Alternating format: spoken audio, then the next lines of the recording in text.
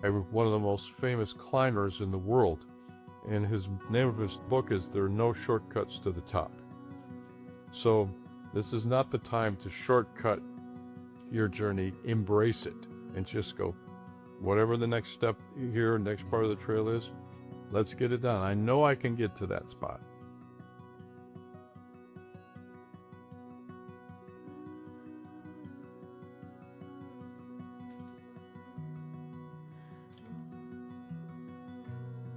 So Gary and I met through church. He played in the worship band with my husband at Ben Davis Christian Church. So we were kind of like acquaintances. I didn't know him very well, but he had posted that he was looking for a kidney donor.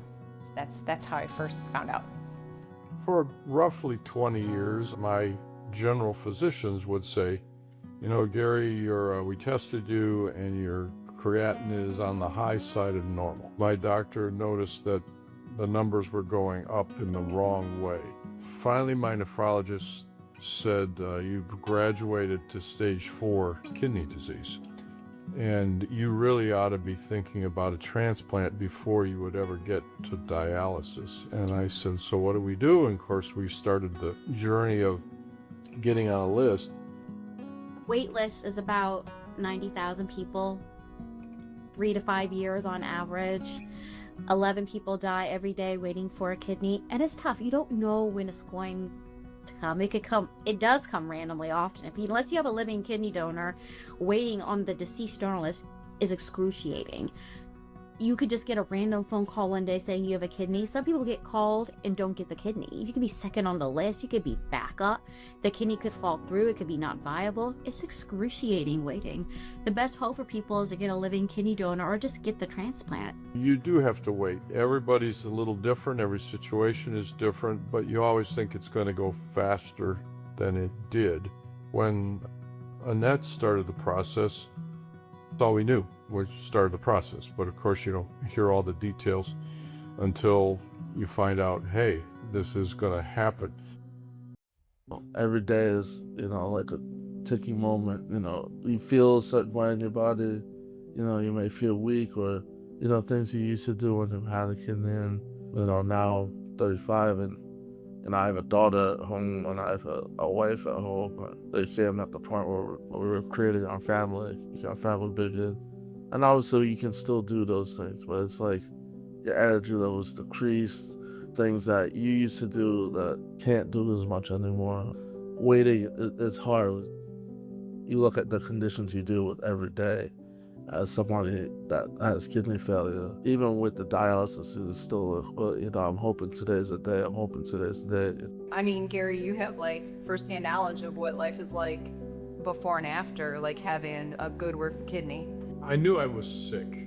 It wasn't like though like you're in a wheelchair or you're like in the hospital. I don't think I realized until after how sick he was, because it sort of happened gradually over time. Yeah. But Yeah, the difference is huge. If you see a doctor and they identify you have a chronic kidney disease that doesn't necessarily get better, it may with treatment, but if it doesn't, you want to slow down the march to getting worse and worse and worse and needing dialysis. And dialysis keeps you alive and keeps you going, but it can take its toll too after 3 to 6 years. I do dialysis 4 times a week for hemo. I'll do it after my daughter goes to bed most times because I want to be able to spend time with her and play with her. And then I will finish until 1, maybe 2. I'll go to bed, wake up the next day at 6:30 or so, and I go to work for a full 8 hours. So it's definitely a lot. Sometimes I wake up in pain, or sometimes I'll feel drained, like, I don't want to do anything, but I just kind of push myself to get up and do it, every single day. I mean, I know people can live on dialysis, but it's no way to live.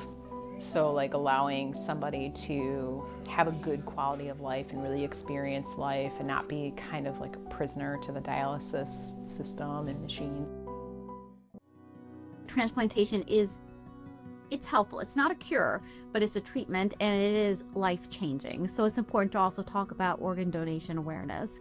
It's important to know that you can donate a kidney while you're still alive. So living kidney donation is important to talk about. I mean, I think it's a really personal decision being a living kidney donor. But if somebody was thinking like they wanted to make a difference in someone's life, change their life, do something that really has a long-term impact to the world. I mean, when I think of all the different people that Gary has impacted even since the surgery and how far-reaching that is, it's just amazing to think about. Same with my mom. She receiving my aunt's kidney, I mean, from that point forward, all of her grandchildren came into the world, which she got to see. She got to see me get married. It really just meant a lot to me what my aunt did, and I always thought that if I had the chance to do that for someone else, that I would. A deceased donor, it's still a blessing no matter what, but it doesn't last as long. The average is pretty much 10 years, but I think a living donor is kind of the living person. So I think that's a better choice just because not only that, but just waiting on the list as well. You know, there's people that have waited on the list for years and years and years, and you know, a living donor, he automatically give your life back in an instant. I don't think I'm overstating this to say, ultimately, Annette saved my life. That's just the way it is. My life could be extended, but man, to have somebody who's healthy, I know the results are far greater, and but we need people who are willing to do that.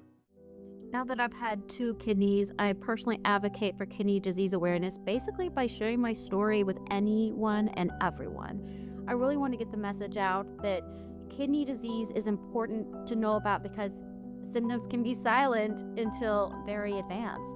It's just important to know that risk factors like diabetes and high blood pressure can be so silent.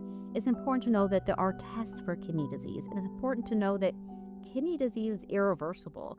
Once you are diagnosed, you pretty much have to maintain kidney function, or you might be heading down a road towards dialysis or transplantation.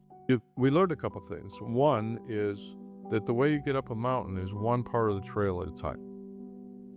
That's a pretty important lesson. Same true with this. You know, get up the next part of the trail. Maybe that's seeing a nephrologist just for starters.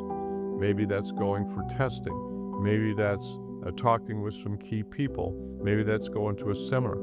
Just take the next part of the trail, because if you look at the summit like, oh, that the summit is getting a kidney, yeah? Well, you're a long way from there yet.